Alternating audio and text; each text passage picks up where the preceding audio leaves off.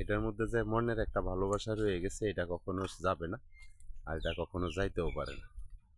তো ভিডিও বানাইতেছি, ভিডিও করতেছি, আপনারাও একটু পাশে থাকেন আর পাশে আমাদেরকেও রাখেন।